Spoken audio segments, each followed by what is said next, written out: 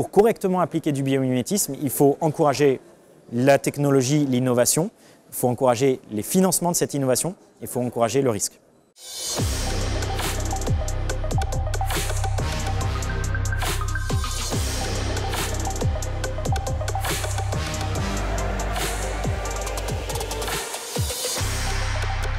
Je pense que oui.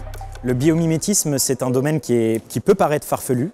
C'est un domaine où ce n'est pas évident de penser qu'on va pouvoir changer une technologie en allant regarder la nature qui paraît à bien des égards frugale. Donc déjà, il faut changer d'état d'esprit, je pense, de philosophie. Il faut beaucoup d'audace, il faut prendre des risques. Et donc effectivement, dans certains cas de figure, il faut changer le modèle économique ou surtout les programmes d'innovation.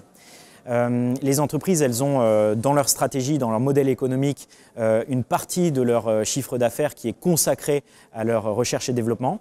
Donc forcément, il faut pouvoir provisionner des fonds pour faire du biomimétisme. Il faut effectivement avoir des politiques où on peut envisager, où il faut encourager l'erreur. C'est assez classique, c'est très anglo-saxon finalement comme état d'esprit. Je pense que c'est peut-être pas encore assez présent en France. Moi, ça m'arrive au quotidien, où on a beau expliquer et démontrer ce qu'on peut faire avec le biomimétisme à un directeur de département de recherche, celui-ci va être très réticent à faire de l'innovation bio-inspirée, à faire du biomimétisme, parce qu'il va avoir peur de l'erreur, de l'échec, il va avoir peur du risque. Et donc je pense que fondamentalement, pour correctement appliquer du biomimétisme, il faut encourager la technologie, l'innovation, il faut encourager les financements de cette innovation, il faut encourager le risque.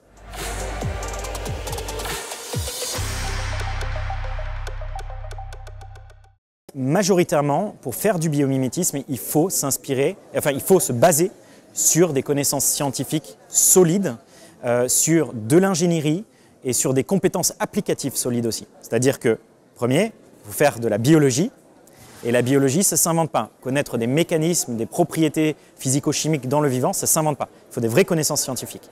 Savoir transposer ces mécanismes et ces propriétés naturelles à des produits et à des technologies pour les améliorer, ça suppose être un bon ingénieur, opticien, ingénieur en optique, chimiste, en mécaflux, en aérodynamique, etc. Il faut avoir des bonnes compétences scientifiques applicatives.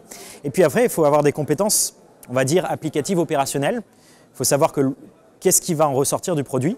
Est-ce qu'il faut investir par rapport au coût que le produit va prendre? Est-ce que ça apporte effectivement un retour sur investissement? Est-ce qu'il va y avoir des problèmes sur les normes, sur la sécurité? Est-ce qu'il faut changer l'appareil productif, les chaînes d'assemblage, les lignes d'assemblage, etc. Donc la réalité, c'est qu'en fait, il faut une interdisciplinarité solide pour faire du biomimétisme, mais pas que de la science, mais vraiment tout.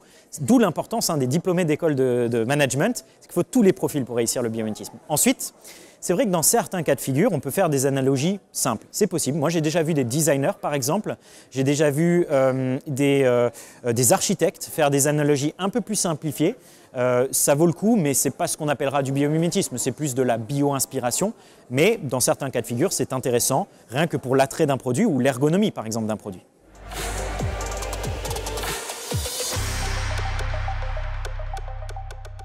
Alors, il y a un des secteurs, on parlait de transformation du modèle économique avec lequel il est difficile de travailler, c'est le domaine du BTP.